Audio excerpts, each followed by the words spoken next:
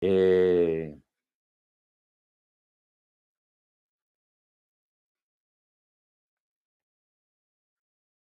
dice, y Dios concluyó en el séptimo día su labor que había hecho y cesó en el séptimo día toda su labor que había hecho. Y Elohim bendijo el séptimo día y lo consagró porque en él cesó de toda su labor, la que Elohim había creado para hacer. ¿Ok? Mire usted eh, que Elohim creó, que había creado para hacer. Y en la otra Biblia dice, había creado al actuar. O sea, denota acción. ¿Por qué está escrito de esa manera, hermano? Por ejemplo, ese texto de Génesis 2, hablando del Shabbat, del descanso del Eterno. Porque Él todavía está creando. Entonces, ese texto de Génesis 2 y también 1:1 de Génesis está hablando de lo mismo. El Eterno todavía está creando. O sea, Él no ha parado de crear. ¿Ok? No ha parado de crear. Él todavía está creando. Y él todavía descansa en el Shabbat. Impresionante eso. Ahora,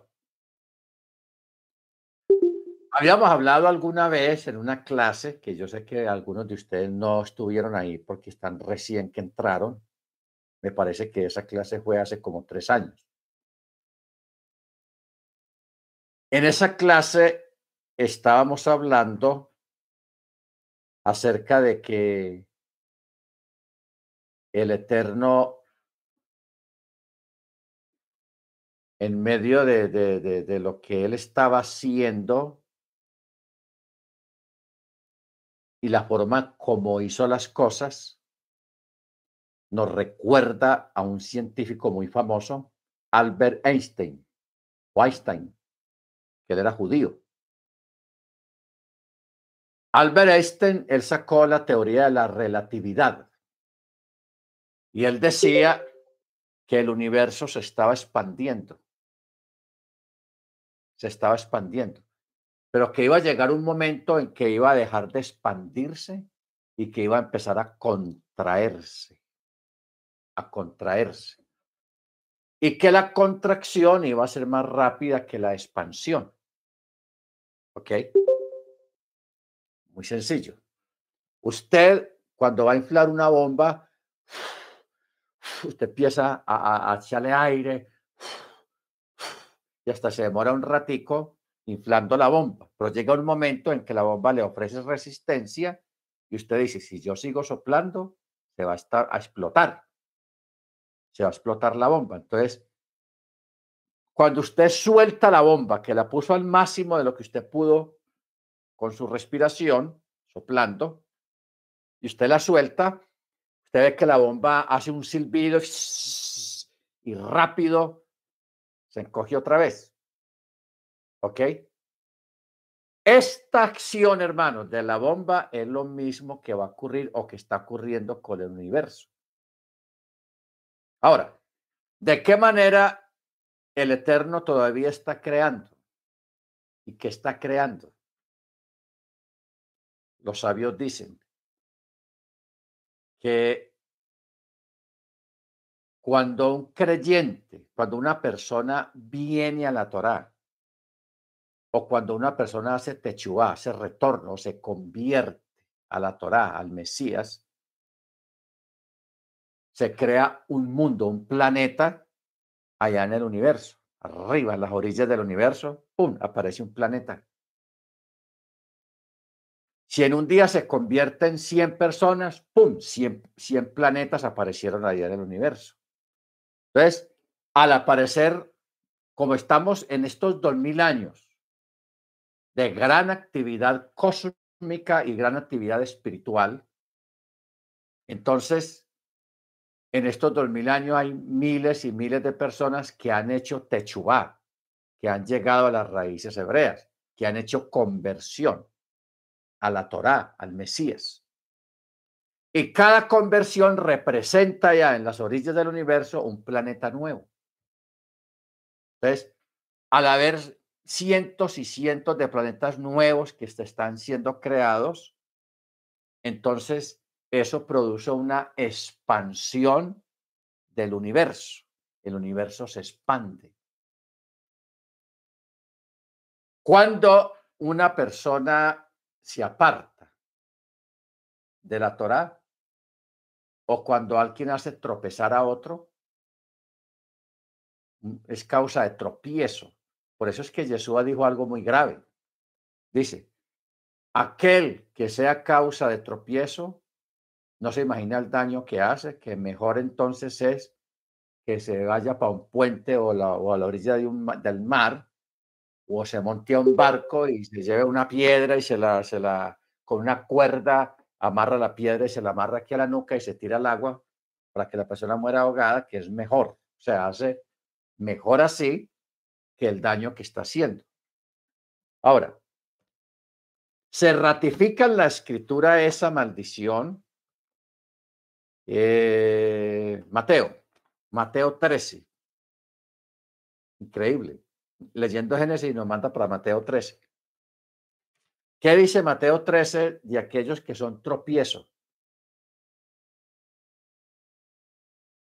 13:41 dice, y enviará el Hijo del Hombre a sus malajim, y recogerán de su reino a todos los que causan tropiezo y a los que hacen iniquidad.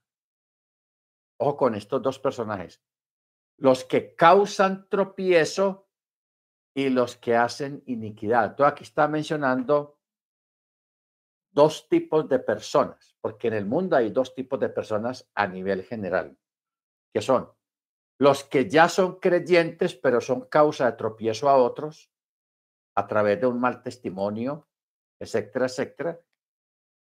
Y los que hacen iniquidad, que es el resto de la humanidad, que son los que no practican Torá. Acuerde que la palabra inicuo o iniquidad quiere decir que no guarda Torá. Eso es lo que quiere decir iniquidad. Que en griego se dice anomia, inicuo. O sea, uno piensa que la palabra iniquidad quiere decir alguien que hace cosas malas, brujería y no, no, no, no. Una persona que es inicua, que practica la iniquidad, es una persona sencillamente que no guarda mandamientos, que no guarda Torá. Puede ser buena persona, puede ser un buen ciudadano, buen vecino, pero no guarda Torá. Y eso, sobre esa persona cae el título de inicuo o de iniquidad. Entonces mire que aquí habla de los que causan tropiezo, de los que causan tropiezo. Entonces por eso es que Jesús dijo que aquel que causa tropiezo es mejor que se amarre una piedra de molino. Y una piedra de molino, una piedra grande que debe pesar por ahí unos 140, 150 kilos de peso. De modo que si la persona, la piedra del molino, la piedra del molino tiene un hueco en la mitad. Pasa un lazo por ahí, lo amarra bien y se lo amarra aquí a la nuca y tírese al agua. Que eso le hace un favor a la humanidad. Entonces, basado en eso,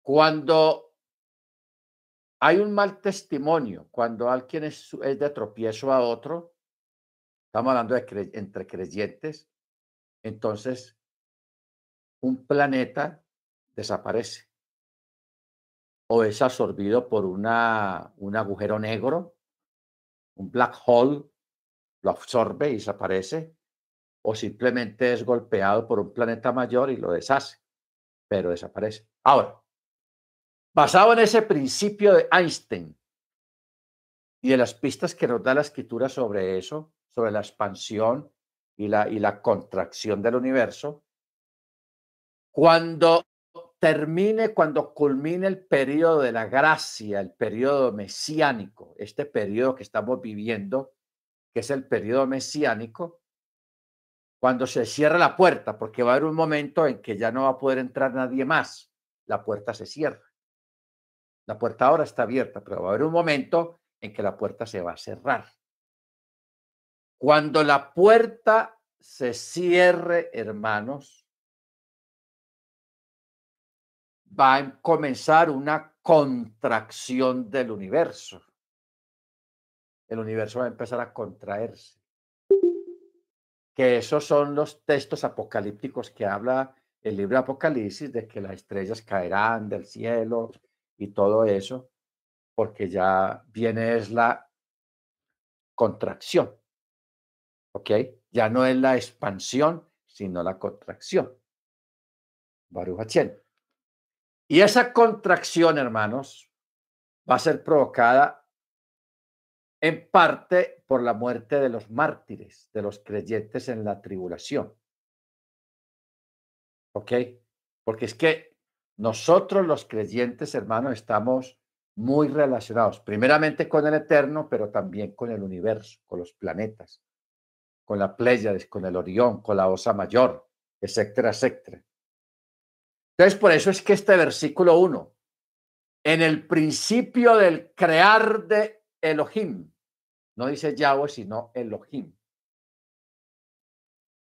¿Por qué? Porque acordémonos que Elohim es un nombre majestático, porque en ese momento el Eterno estaba creando y Él está creando todavía, como estamos diciendo.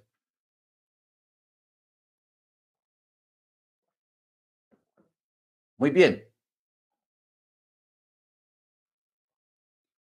En el principio, dice Rabí Isaac, puesto que el objetivo principal es la enseñanza de los preceptos. La Torá es un comentario, un midrash. No debería de haber comenzado por este relato, sino a partir del versículo, este mes será para ustedes el primero de los meses. ¿Ok? Que está en Éxodo 12. O sea, un comentario rabínico que si nosotros nos ponemos a analizarlo, pudiera tener la razón. ¿En qué sentido? En el sentido de que ese texto de Éxodo 12:2, donde habla de este mes será para vosotros principio de mes, principio de año o principio de los meses, que es el mes de Pesach, donde se celebra la fiesta de Pesach, porque es el principio de los meses o principio de año, en cierto modo. Entonces el sabio, ese Isaac, Rabí Isaac, te dice, el relato de Génesis debía haber comenzado con ese versículo. Este será principio de meses para complementarlo con el principio de todas las cosas. Pero ¿por qué no es viable?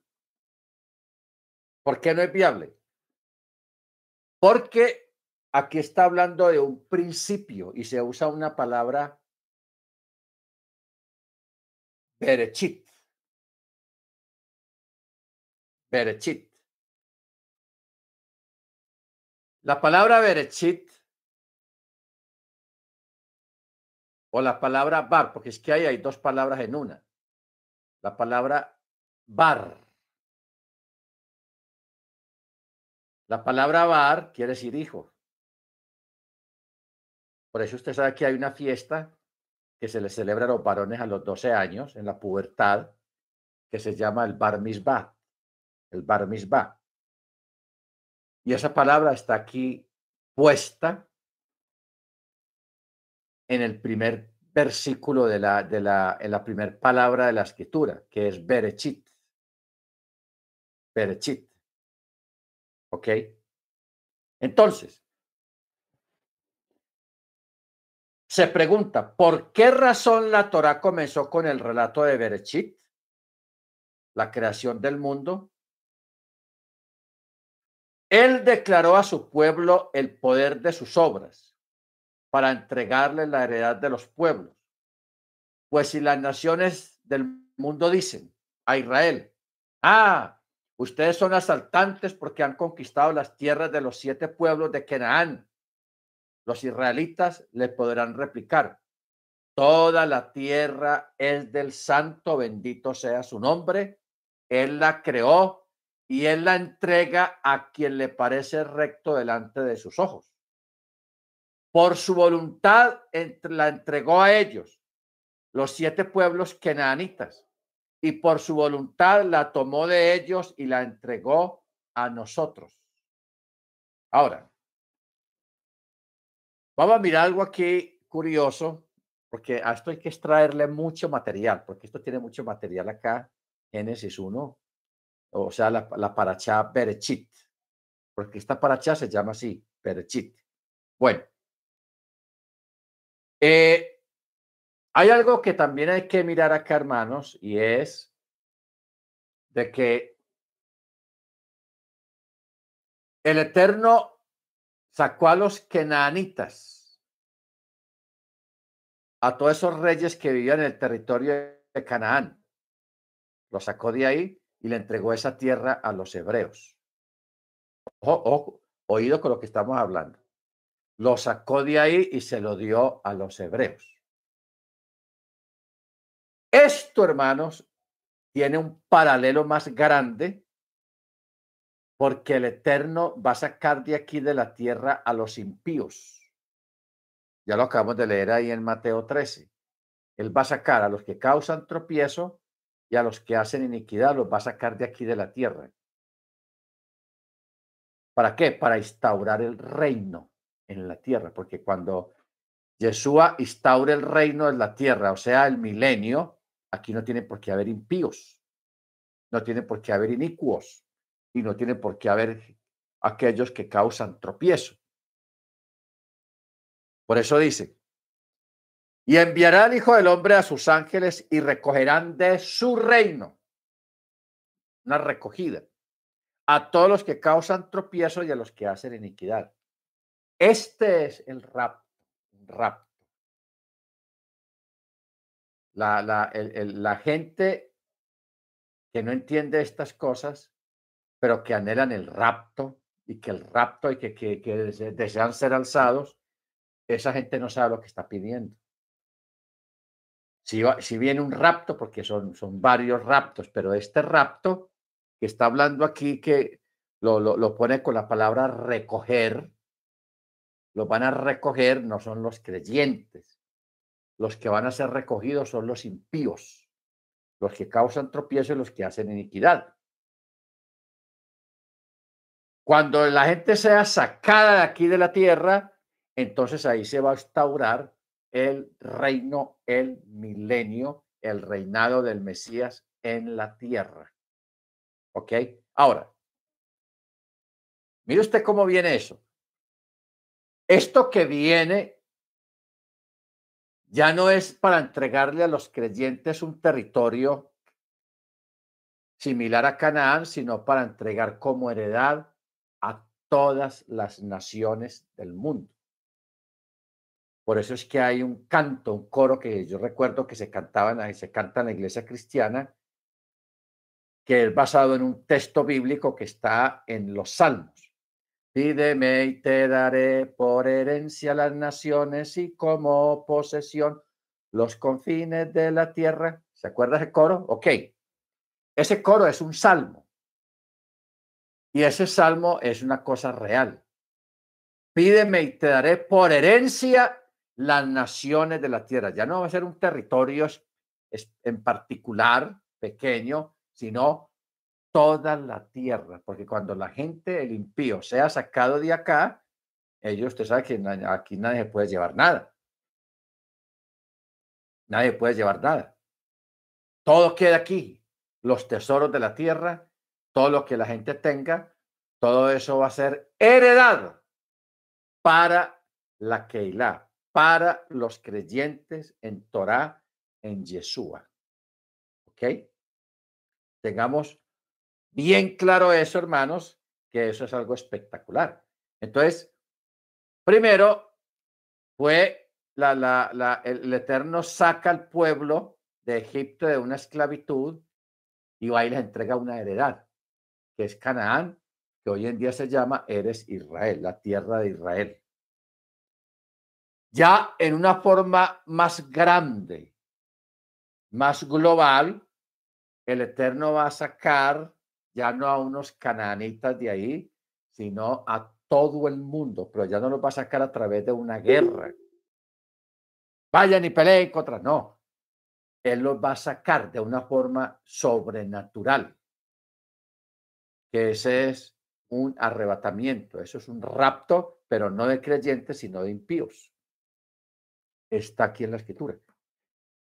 Ahora, aquí hemos repetido mucho que no se puede hacer doctrina de un solo texto. Todo texto tiene un contexto. Entonces vamos a buscar el contexto. ¿Ah? Ahí mismo en Mateo. Mateo 24, 31.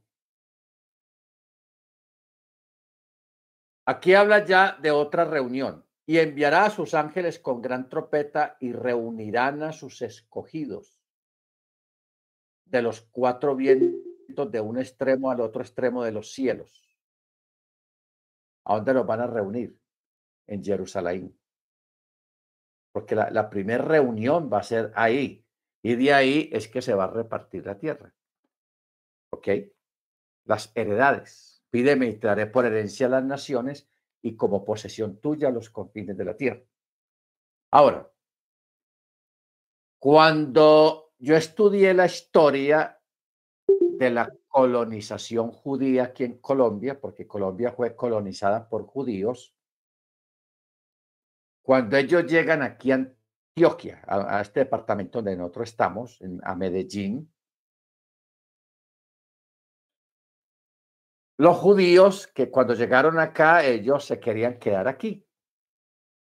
Entonces vino un caudillo, vino alguien muy importante y dijo, no, aquí no nos podemos quedar todos aquí encerrados, hay que colonizar. Entonces, ¿qué hicieron ellos? Empezaron a decirle, a ver, ustedes 5 familias, váyanse hacia el sur. Esos fueron los que fueron enviados al Valle del Cauca, al valle, a donde está Cali, Jumbo, Pradera, todo eso por allá, Tuluá. Otros fueron enviados a las montañas, aquí mismo en el viejo Antioquia, que fue lo que es Caldas y Manizales, lo mandaron a colonizar a esos lugares por allá. Entonces, de esa manera, ellos colonizaron todo el país, aquí en Colombia, porque Colombia fue colonizado inicialmente por judíos, los judíos españoles, Baruch Hachén. Entonces, esta persona que hizo esto de esta manera, que los envió, ustedes vayan por allá, ustedes vayan, colonicen por allá. Algo muy parecido a lo que se hizo en Estados Unidos con los colonos, que iban esa gente en esas carretas y se extendían por todos los estados, fundando pueblos, fundando lugares para vivir, que estaban colonizando todos esos territorios. O sea, eso ha sido una constante en la historia de la humanidad. Pero en este evento del milenio, primero se van a reunir en Jerusalén, y de ahí van a ser esparcidos por todo el mundo a tomar posesión de todos los lugares del mundo. ¿Ok? Porque esa es la heredad. Esa es la heredad que el Eterno tiene prometido a los creyentes. Pero eso va a ser en el milenio. Baruch Hachén, bendito su nombre. Muy bien. Luego, Berechit bara Elohim. Aquí hay una expresión, una palabra que se llama et. Et. Esta expresión et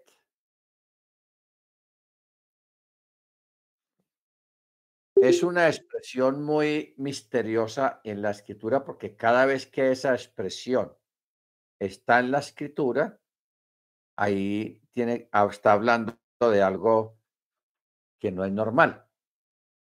Ahora, en el principio del crear de Elohim, Este pasaje exige ser explicado mediante una exégesis midrásica, una exégesis midrásica. O sea, eh, cuando habla de una exégesis midrásica, dice, como lo interpretaron nuestros maestros de bendita memoria, Elohim creó el mundo por la Torá, la cual es llamada el principio de su camino, y por el pueblo de Israel, el cual es llamado su primicia, la primicia de sus frutos. ¿Ok? Pero si deseamos interpretar, o sea, si usted desea interpretar Berechit Bara conforme al sentido simple, así debes explicarla. ¿Qué dice? Al principio de la creación de los cielos y la tierra era confusión y vacío y oscuridad y sobre la faz del abismo. ¿Ok?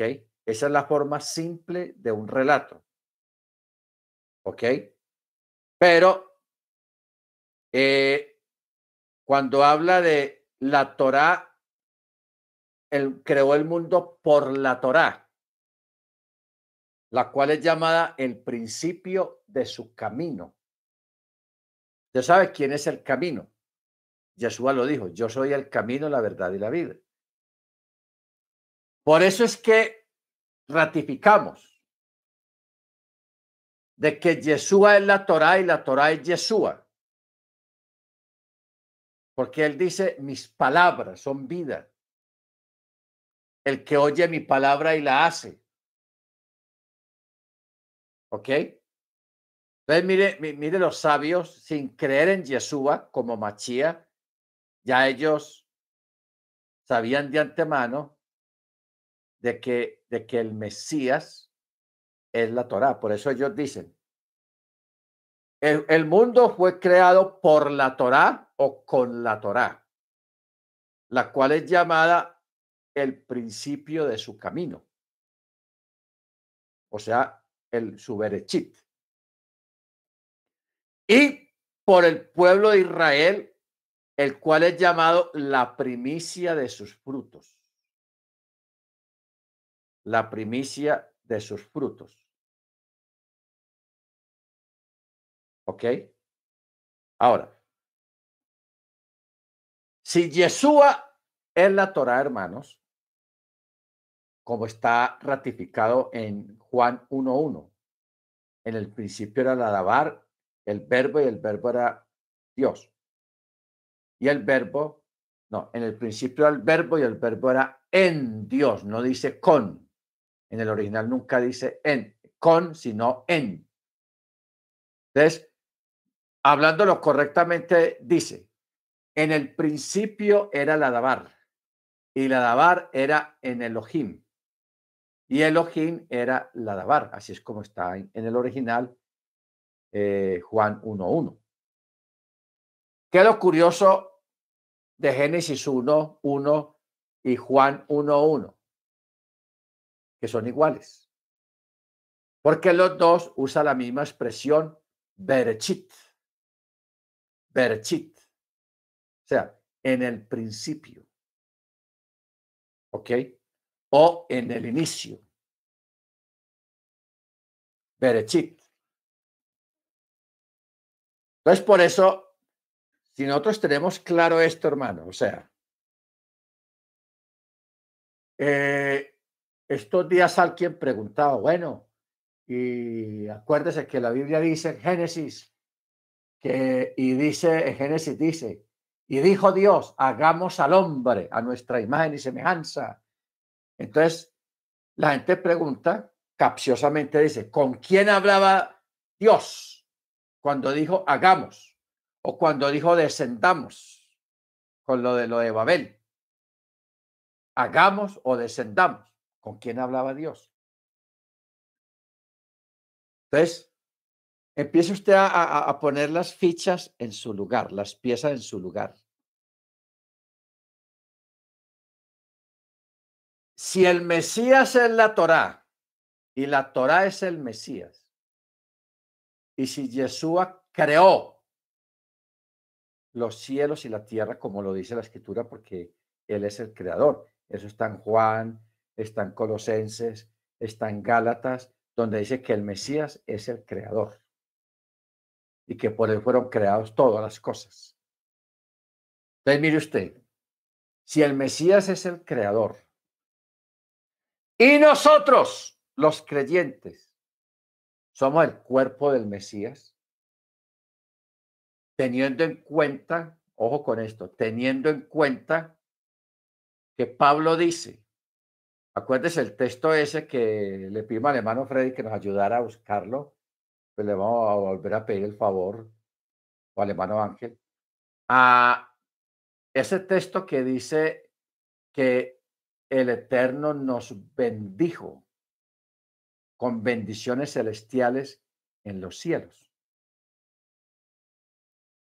Y de que nosotros de verdad ya existíamos dentro de la esencia del Mesías, porque dice, porque Él nos escogió en Él desde antes de la fundación del mundo. ¿Se acuerda del Efesios texto? 1:3. Efesios 1:3. ¿Efesios qué?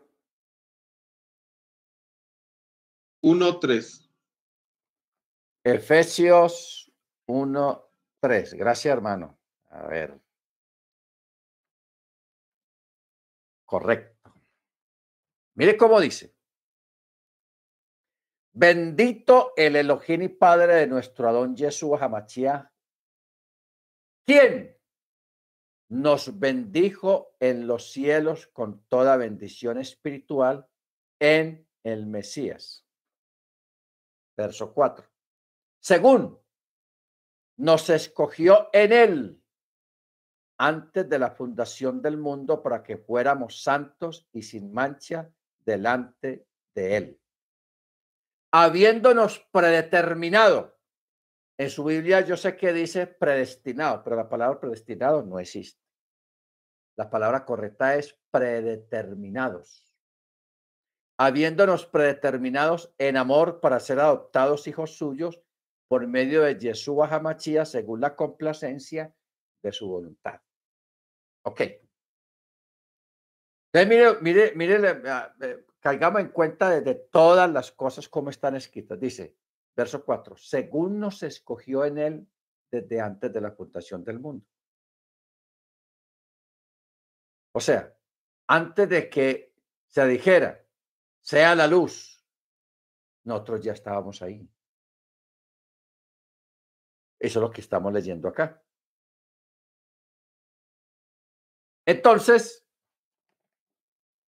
cuando alguien pregunte, claro que es difícil que una persona entienda esto. Nosotros lo estamos entendiendo porque lo estamos estudiando, buscando los contextos, pero una persona de afuera asiste a una iglesia cristiana y sepa algo de Biblia, pues no tiene este conocimiento tan desarrollado como nosotros lo tenemos ahora.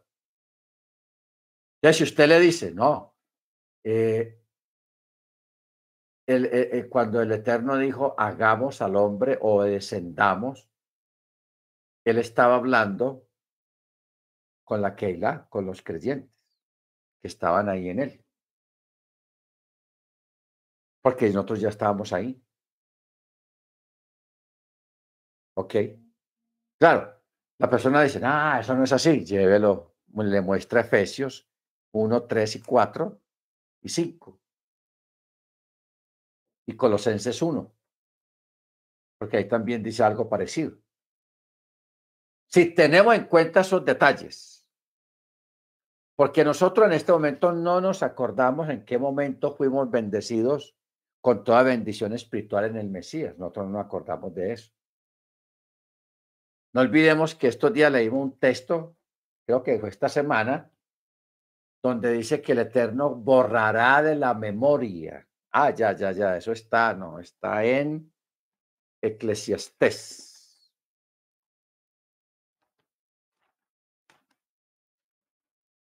Hay que leerlo obligatoriamente porque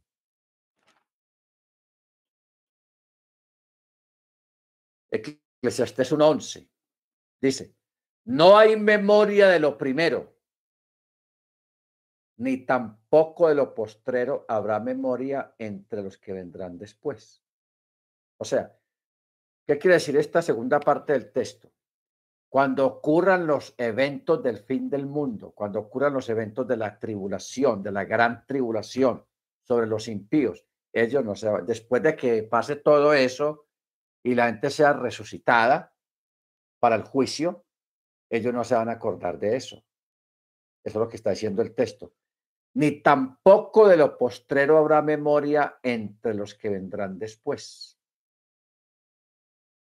¿Ok? Entre los que vendrán después. Entonces,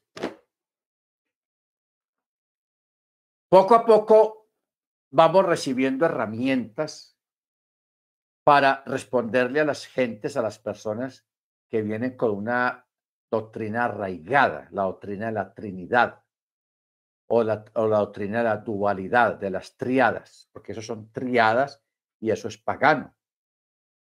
¿Ok? Eso de las triadas siempre ha existido en el paganismo y lo incrustaron dentro de el pueblo hebreo. Cuando se desvió, los creyentes en Yeshua se desviaron y adoptaron doctrinas paganas y ahí dentro de esas doctrinas quedó incrustada la doctrina de la Trinidad, o sea, de la triada, se llaman triadas. Que si uno se pone a mirar bien,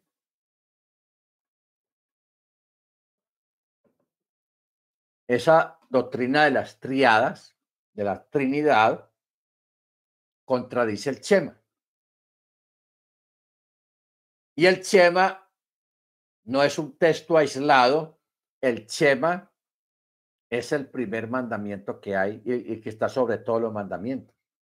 Cosa curiosa, el Chema. Entonces, mire, cuando usted se encuentre con una persona muy molestona, un cristiano molestón, que sí, que la Biblia, ¿qué tal? Y empieza a regarse, pues creyendo que sabe Biblia. Para usted bajarle, que le baje el tono, no necesita alzarle la voz. Solamente hágale una pregunta, y ahí se va a pelar, porque por ahí se pelan todos, pastores y creyentes. ¿Cuál es la pregunta? Pregúntele, ¿cuál es el primer mandamiento? Todos hasta se ríen de uno. Vea, esto es lo que pregunta, hombre, eso lo sabe todo el mundo. El primer mandamiento es amarás al Señor tu Dios con todo tu corazón, con toda tu mente y con toda tu alma. Y lo dicen de memoria porque se lo saben de memoria. Pero, oh sorpresa, que ese no es el primer mandamiento. El primer mandamiento es el Shema. Oye Israel, Yahweh nuestro Elohim, Yahweh uno es. Eso es un mandamiento. Y un mandamiento que es ni positivo ni negativo. No, no es ni harás, ni tampoco es no harás, sino una declaración, una proclamación.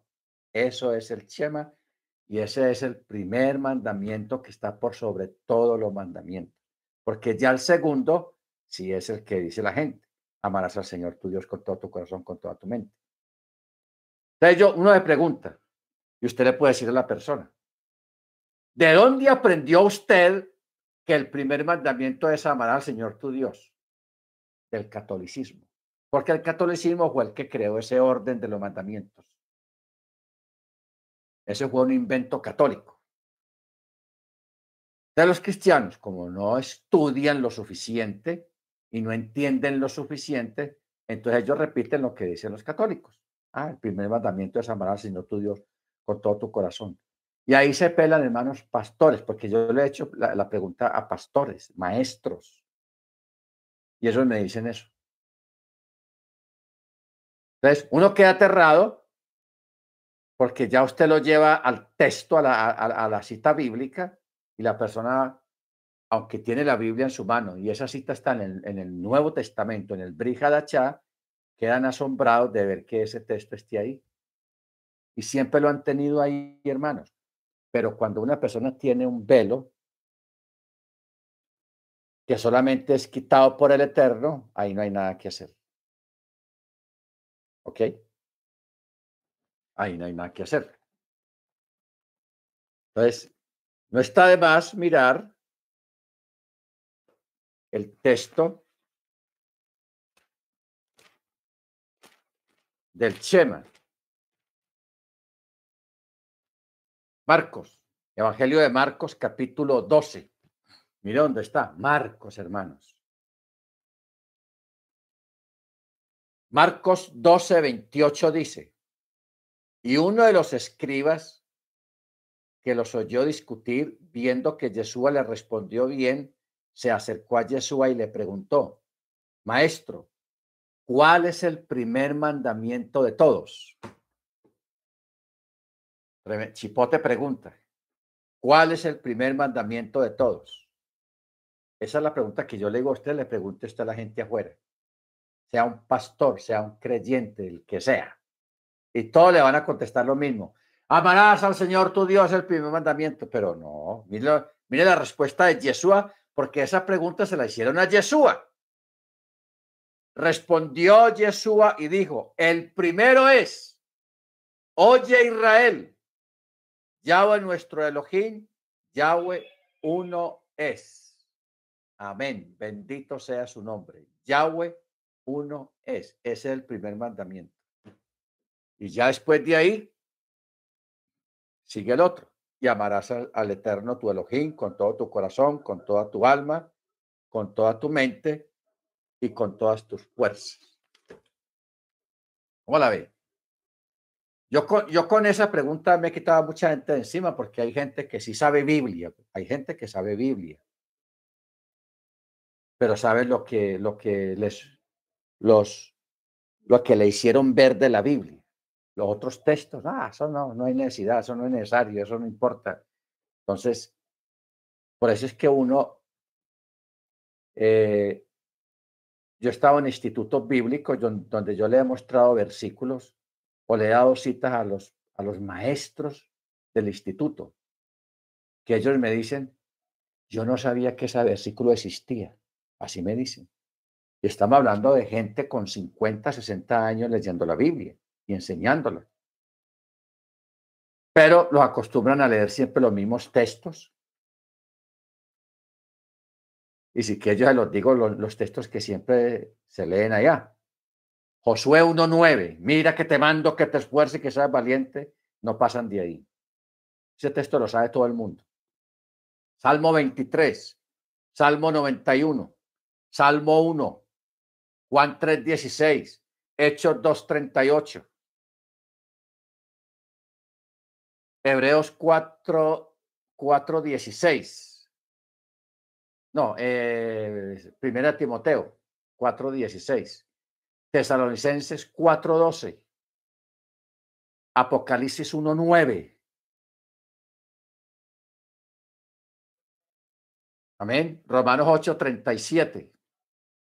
Antes en todas estas cosas somos más que vencedores por medio de aquel que nos amó, por lo cual estoy seguro de que ni lo alto, ni lo profundo, ni la muerte, ni la vida, ni ángel, ni espíritu, ni nada nos podrá separar del amor de Cristo. Esos son textos que es lo que más enseña y pero el resto de la Biblia la ignoran, la dejan a un lado. Entonces, de ahí es cuando uno les puede dar las sorpresitas de que uno les puede dar citas bíblicas que ellos nunca las habían visto. Y toda la vida estuvieron ahí en las Biblias de ellos. Tenaz eso. Pero bueno, Baruch Hachén. Hay que dar gracias al Eterno porque nos sacó de las tinieblas a la luz y porque nos muestra muchas cosas que antes no entendíamos ni sabíamos. Amén. Bueno, entonces, recordemos estos principios. Yeshua es la Torá. La Torá es Yeshua. La creación fue hecha con la Torá. Por eso es que la Torá fue entregada con sonido de chofar. Por eso la resurrección, el levantamiento de los creyentes va a ser con sonido de chofar. El levantamiento de los incrédulos, de los impíos, no va a ser con chofar. Eso van a venir unos ángeles aquí, guácate, y aquí se van. Los llevamos, quieran o no, lo vamos a sacar de aquí.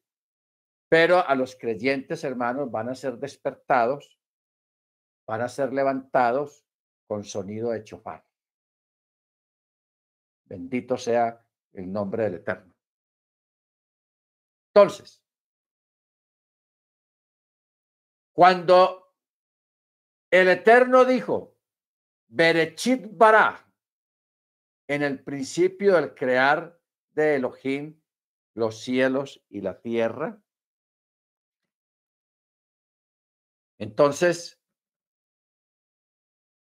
está hablando de que nosotros estábamos ahí. Si nosotros somos el cuerpo del Mesías, nosotros ya estábamos ahí. Y si nosotros fuimos predeterminados, escogidos desde antes de la fundación del mundo, o sea, desde antes de que el Eterno dijera, sea la luz, nosotros ya estábamos ahí, ya existíamos antes. ¿De qué forma existíamos? Eso es difícil de explicar.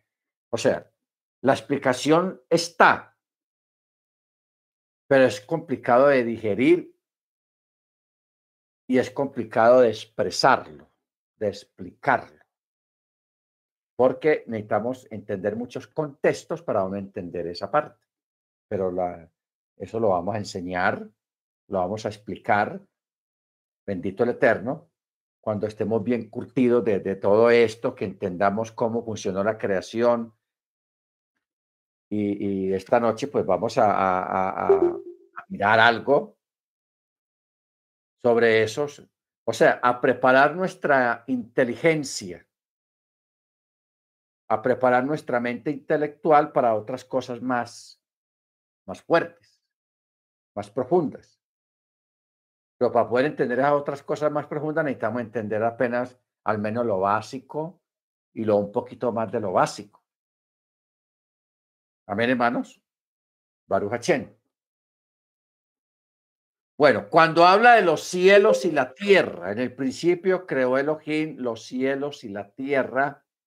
Cuando habla de los cielos, está hablando de los 7 cielos. O sea, los ángeles fueron creados antes de que el Eterno creara a Adán y a Ava. Ya los ángeles habían sido creados. Porque los ángeles se convirtieron en los tutores, los guardianes, los vigilantes de la creación. Fueron los tutores y los vigilantes de la creación. ¿Ok? Bendito sea el nombre del Eterno. Ahora, declarando desde el principio de una cosa hasta el fin de una cosa. Si fuera así, este versículo, si quisiera indicar el orden cronológico de la creación, entonces te sorprenderías. Pues las aguas precedieron a los cielos y la tierra, puesto que está escrito, y el aliento de Yahweh planeaba sobre la superficie de las aguas. O sea, hay una parte de la creación que sí tiene un estado cronológico. Día 1, día 2, día 3, día 4, día 5, día 6, día 7. Ahí hay una cronología. Pero antes de que se contara el día 1, no había un orden cronológico. ¿Ok? No había un orden cronológico, sino que solamente había agua. Agua.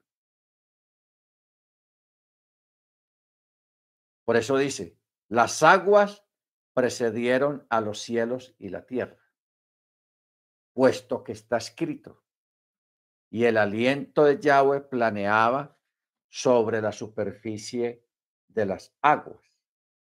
¿Qué es lo curioso de esta palabra? De que esta palabra, para nuestro entendimiento humano, dice incubaba, o sea, y el ruach Porque la mayoría de los textos dice planeaba, pero esa palabra planeaba es una palabra muy moderna. Está relacionado con los aviones, planear, ¿ok? Es una palabra muy recién, muy moderna, no es antigua. Entonces, la, los sabios o los agiógrafos, ellos hablan de que más bien el espíritu estaba como incubando.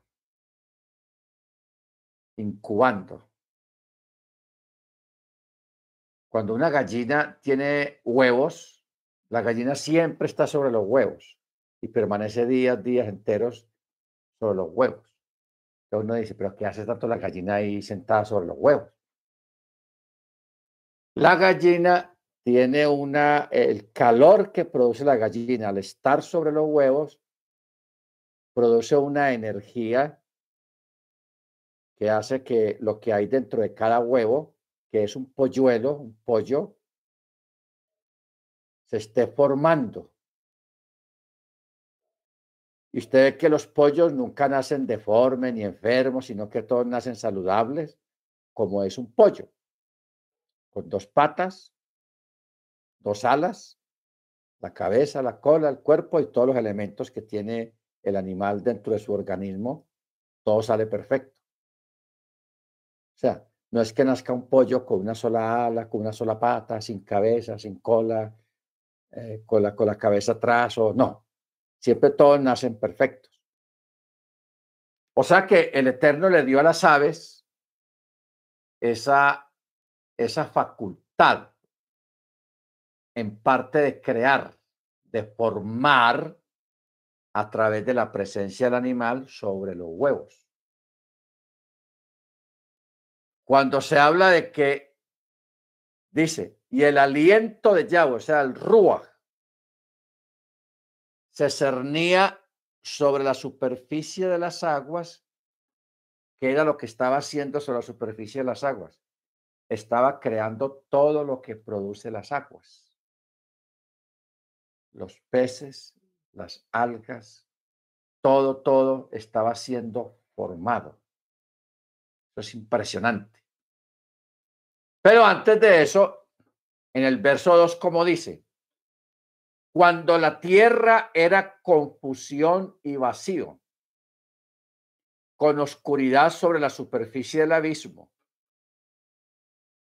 Entonces, aquí tenemos dos palabras muy curiosas, confusión y vacío. ¿Qué tenemos que hacer? Hay que ir al texto hebreo.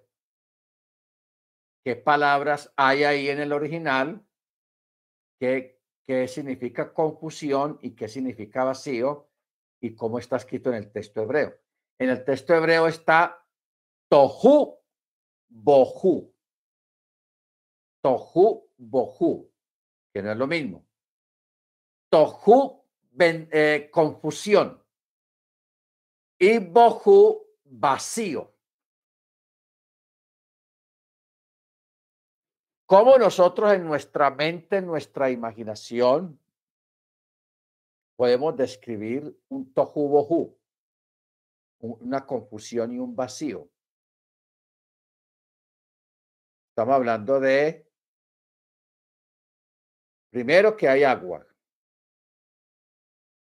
Y en medio de esa agua hay un montón de elementos que no tienen forma todavía, pero están ahí. O con eso. No tienen forma, pero están ahí. ¿Ok? Están ahí. No pensemos que está hablando de algo que está en confusión, porque no tiene que ver con la confusión como nosotros la interpretamos, que alguien no entiende nada, está confuso. No, está hablando de algo que todavía no tiene forma. ¿Ok? Entonces usted puede, por ejemplo, cuando la gente va a una playa donde es pura arena, La arena está ahí, la arena no tiene forma, pero hay gente que son los artistas que empiezan con la misma arena a crear castillos, formas, figuras, ¿ok? Empieza a formar cosas de la nada. Entonces llevemos esa imagen a la creación. El material está ahí, eso está lleno de material, llamémoslo arena en la playa, hasta que llega un artista y empieza a darle forma, construye un castillo, una torre, el cuerpo de una mujer o el cuerpo de un varón o el cuerpo de un árbol, lo forma ahí con la arena, empieza a darle forma y las cosas comienzan a tomar forma en las manos del artista, del tallador o del armador. Entonces, cuando el texto dice tohu bohu, confusión y vacío, está hablando del material que está ahí en abundancia, pero ahí no hay nada que tenga forma, que tenga forma. Por eso es que en el mismo texto dice, la otra mitad del texto dice, y el aliento, o sea, el rúa del Eterno incubaba o planeaba sobre la superficie de las aguas. ¿Qué estaba haciendo? ¿Qué hace la gallina cuando está sobre los huevos? Está impulsando a través de lo que emana de la gallina para que se vaya formando el polluelo dentro del huevo. El Eterno estaba sobre la faz de las aguas. Por eso es que los sabios dicen estaba incubando, estaba dándole forma porque el material estaba ahí. Eso de confusión y vacío, eso quiere decir que el material está ahí, pero no tenía forma nada. Por eso es que el texto sigue diciendo, y el aliento de Elohim planeaba o incubaba sobre la superficie de las aguas. Entonces, de ahí es que el Eterno comienza a expresarse. La voz del Mesías comienza a expresarse. Eso es lo que dice Juan 1:1. ¿Ok? ¿Y qué es lo que dijo? Haya luz. Y hubo luz. Y vio Elohim que la luz era buena. Entonces, y aquí nos preguntamos, ¿qué clase de luz era esa? Porque nosotros sabemos de por sí de que el sol es lo que nos da la luz a nosotros, ilumina. Cuando el sol se oculta, viene la noche y de vez en cuando vemos la luna. Pero este sol que da la luz, que nos da luz en el día, fue creado como al quinto día, me parece. O sea, fue creado después. Entonces, ¿de qué luz está hablando acá? ¿De qué luz? ¿Ok? Ahora, eh,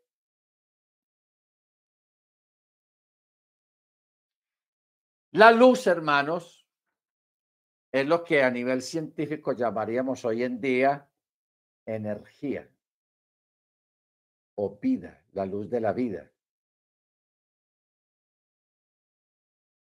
¿A dónde lo llevaríamos? Al átomo, al átomo. Porque se ha descubierto hoy en día de que todo está lleno de átomos. Y esos átomos tienen unos protones y tienen unos neutrones, que eso es lo que produce el movimiento y la formación de las cosas a nivel atómico. Entonces, cuando habla en estas palabras tan sencillas, que dice, y dijo Elohim, haya luz, y hubo luz. Si, si fuéramos a aplicar esa expresión a nivel científico, él decía, sea la energía y hubo energía. Pero la energía era a nivel atómico, o sea, los neutrones, los átomos, que cuando se juntan miles y millones de átomos, empiezan a dar forma, le empiezan a dar forma a las cosas Y ahí es donde viene y proviene la esencia de la vida y el origen de la existencia de las cosas vivas. Ojo, la existencia de las cosas vivas que proceden del átomo. Ya después de ahí del átomo, pues ya viene lo que es lo sólido, lo que es lo líquido, lo que es gaseoso, lo que son las plantas, lo que son las piedras, lo que son los animales, lo que es el bazar, la carne, lo que es todo eso tuvo un principio, un inicio. Lo que pasa es que aquí está el Eterno, está incubando, está empezando a darle forma a las cosas, a crear las cosas. Esto es reino animal, esto es reino mineral, esto es reino vegetal y esto es reino humano. Empieza toda esa distribución, pero todo de una misma fuente que es el átomo y que es la materia, porque todos estamos hechos de la misma materia. ¿Ok? Por eso es que al hombre se le dijo, el polvo fuiste tomado y al polvo volverás, porque somos polvo. Baruch Hashem, bendito sea su nombre. Entonces,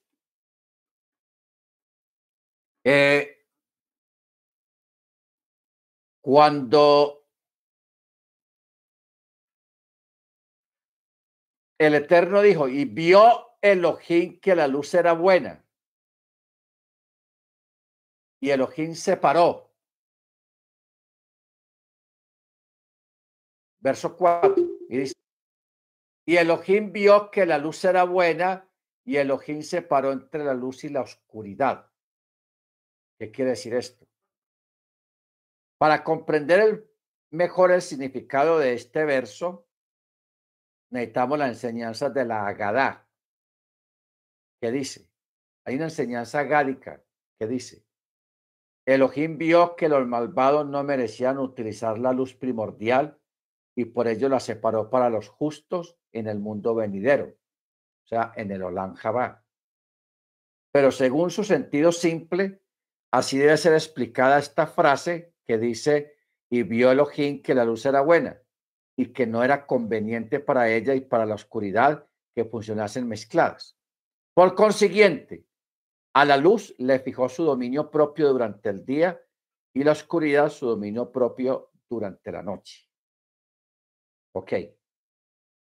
Cuando los sabios hablan de la luz primordial, acordémonos cuando estábamos terminando la parachaya en Deuteronomio, vimos esta palabra primordial, los montes primordiales.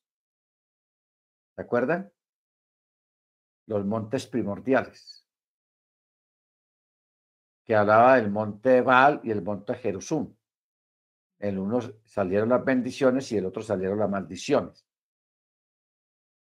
Entonces, cuando dice que las montañas, los montes primordiales, estaba hablando de que de un principio, en la creación del Eterno, Él creó esas montañas y nunca las dejó que se movieran de ahí, ni que fueran destruidas por una hecatombe, por un desastre de lo que haya sido. No, se mantuvieron ahí reservadas para el día en que iban a cumplir su función, que era una montaña para maldecir y la otra montaña para bendecir. Entonces aquí nos encontramos de nuevo con la palabra la luz primordial. La luz primordial, hermanos, es la luz de la vida. Esto es complicado de explicar, porque esto nos lleva al Evangelio de Juan, que está hablando de esa luz, que no es la luz del sol. Mire cómo dice, verso 4, Juan 1:4. En él había vida, está hablando del Mesías, y la vida era la luz de los hombres. ¿Se acuerda que ahora estábamos hablando de energía, luz? Y la vida era la luz de los hombres. La luz resplandece en las tinieblas y las tinieblas no prevalecieron contra ella. Hubo un hombre enviado de Elohim de nombre Johanán. Este vino como como testigo para que diera testimonio de la luz, a fin de que todos creyeran por él. La luz verdadera que alumbra a todo hombre al venir al mundo. Estaba en el mundo y el mundo fue hecho por él. Ojo, aquí está hablando el Mesías y dijo, estuvo en el mundo y el mundo fue hecho por él, pero el mundo no lo conoció. A lo suyo vino y los suyos no lo recibieron.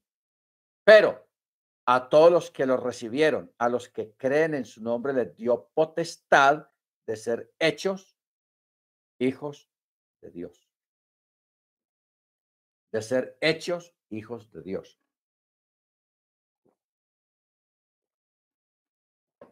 Amén. Baruch Hachén. Ahora,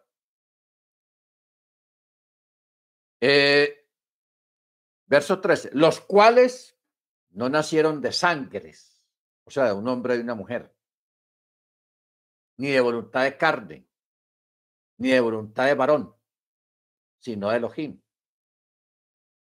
Y este verbo o este logos, el que hizo los cielos y la tierra, se hizo carne y tabernaculizó entre nosotros y contemplamos su gloria, gloria como el unigénito del Padre, lleno de gracia y de verdad.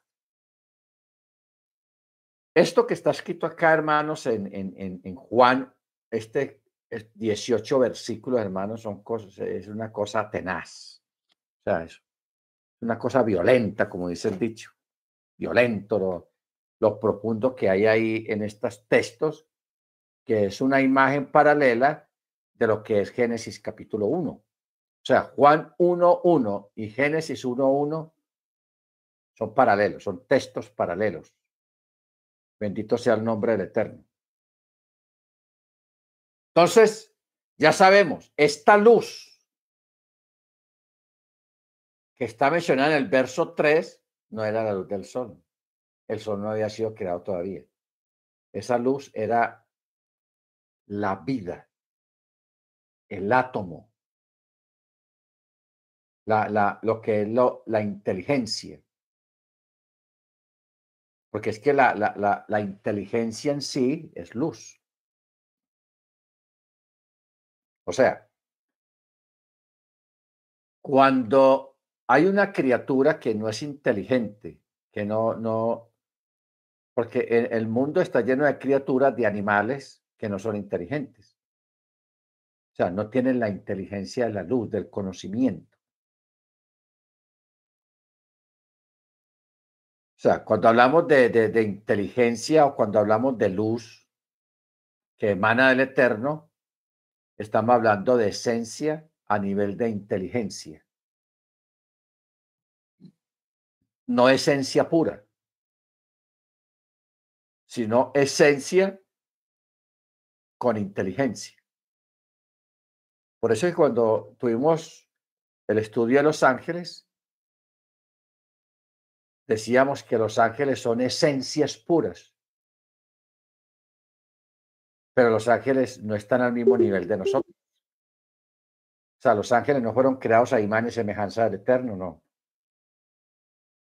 Nosotros sí. Entonces nosotros tenemos la luz, o sea, la esencia con o en inteligencia. ¿Qué quiere decir la inteligencia, hermanos? La inteligencia es distinguir entre el bien y el mal, distinguir entre los días de la semana y el Shabbat. La inteligencia también tiene que ver con la parte moral, la moral, porque la moral está asociada a lo bueno y lo malo.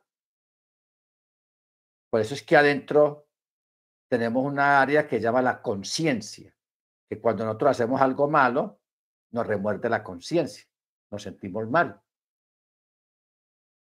Eso es esencia con inteligencia y eso es lo que está ligado el alma. Por eso es que los ángeles no tienen alma. Cuando estábamos en el estudio de los ángeles preguntamos, ¿los ángeles tienen alma o no tienen alma? Los ángeles no tienen alma. O sea, nosotros,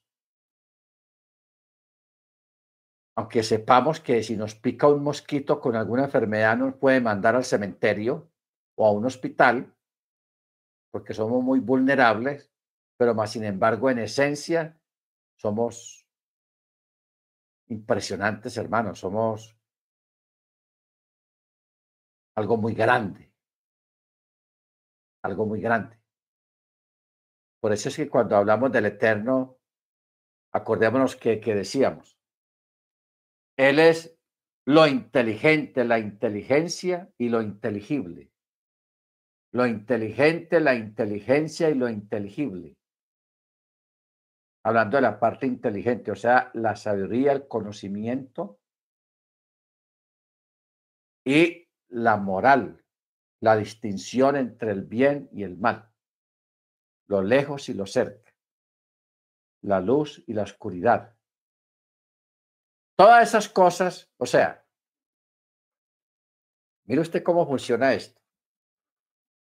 Usted se imagina más o menos la extensión del universo y todo lo que hay en la creación, porque la creación está llena de cosas, está llena de cambios, la lluvia, el vapor, el agua del mar, el agua del río, el agua de la quebrada, el agua del lago, las diferentes formas de las piedras, cómo funcionan las estaciones del año, cómo es un desierto, cómo es una montaña, cómo es un pedregal, cómo es una montaña de pura tierra, son los árboles. O sea, todo el Eterno le puso tanta ciencia a la creación. ¿Sabe para qué? Para que nosotros desarrolláramos dentro de la creación todo el conocimiento que Él nos dio. ¿Qué tal que todo fuera verde o todo fuera amarillo y no hubieran diferentes climas, diferentes frutas, diferentes cosas?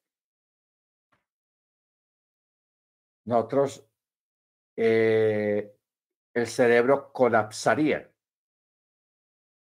Pero habiendo tanta cosa, hermano, a su alrededor, mire esto a su alrededor, tantas cosas diferentes que hay a su alrededor. Usted sale afuera al monte, al campo, y eso ve todo tipo de árboles, de plantas, de mariposas, de pájaros, de animales, de tortugas, de hormigas, de zancudos, de mosquitos, de cucarachas, de todo hay allá afuera, de todo. Diferentes, que la lluvia, que el aguacero, que la neblina, que el frío, que el calor, que eso es una maravilla. El Eterno creó todo eso así tan complicado, con tanta cosa, hermanos, es para que nosotros desarrolláramos y entretuviéramos nuestra mente absorbiendo todo eso, digiriendo todo eso y analizando todo eso. Por eso los sabios dicen, el Eterno creó todo como lo creó para nuestro propio bien y para nuestro disfrute. Amén. Baruch Hachén. Bueno, esto está bueno. Como dice un cuñado, esto está más bueno que un bueno. Vamos a parar aquí, hermanos, para que mañana sigamos. Mañana vamos a tener unas 2 horitas que yo quiero que las aprovechemos, que yo sé que no alcanzamos, porque es que nos quedamos solamente en el capítulo 1 y la Parashá Bereshit tiene, ¿ah?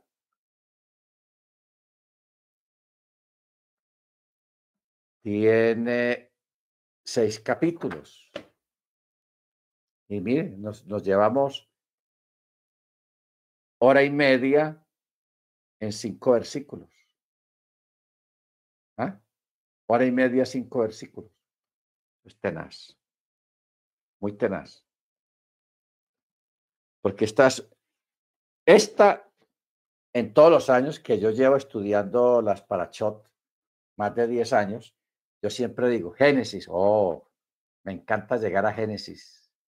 Es lo máximo para uno escudriñar y explicar, pero no alcanza el tiempo. Bendito el Eterno. Muy bien, hermanos. Usted puede ahora estudiar y leer y mañana sacamos tiempo para algunas preguntas acerca de la creación y también acerca de porque aquí también está la caída del hombre, capítulo 3, los juicios que el Eterno dio ahí, y ahí hay una hora de explicación, 3:17. Los juicios que el Eterno le dio a Adán, a Ava y a la serpiente. ¡Guau, guau, guau! Eso les dio juguete a los tres ahí. Y esos juguetes y esas palabras que hay ahí son proféticas. O sea, hay mucha explicación ahí, mucho material para desarrollar en esos juicios que el Eterno le dio a los tres ahí. Tenga, lleve y tenga. Muy bien. Bendito el Eterno. Entonces vamos a pedirle al hermano Freddy, es tan amable para que nos despidan la oración, hermano Freddy. Amén. Amén, mi hermano. Baruch atah Adonai Yahweh Elohim melech haolam. Bendito eres tú, Yahweh Elohim, nuestro Rey del universo, fuente de toda bendición. Te damos en esta hora, oh Abacados, toda Rabá, Señor, por todas tus bendiciones, por todo tu amor, por todo aquello que me estás dando día tras día. Gracias te damos, oh bendito Rey, porque hemos iniciado este nuevo ciclo de reparación, Señor, en el cual tú nos vuelves a invitar a estudiar de nuevo, Señor, todo aquello que tú tienes preparado para nosotros. Colócanos cada día a esa disposición de corazón para amarte, para valorarte todo aquello que nos enseñas y poder colocar en práctica todas aquellas enseñanzas hermosas que tú nos das. Danos cada día ese temor hacia ti, Señor, guardar cada día el mandamiento y vivir para tu gloria y honra. Permítenos en esta noche, oh bendito Rey, danos una laila to, Señor, y que podamos estar reposados en ti, guardados en ti, confiando en ti, Señor, y que tu muná nunca falte en nuestras vidas. Todo esto te lo rogamos en el nombre de la don Yeshua HaMashiach. Amén y amén. Amén. Muy bien, hermano. Mañana a las 4 mediante el cielo. Que tengan todos un Shabbat Shalom. El Eterno les bendiga y una Laila Tov. Que tengan una buena noche. Laila Tov para todos. Hermano Ángel, hermano Álvaro, hermana Ángela, hermana Cecilia. Pastor, y para todos mis hermanos. Amén, hermana Cruz. Hermana Adriana. Amén. Hermana Cecilia. Hermano Álvaro.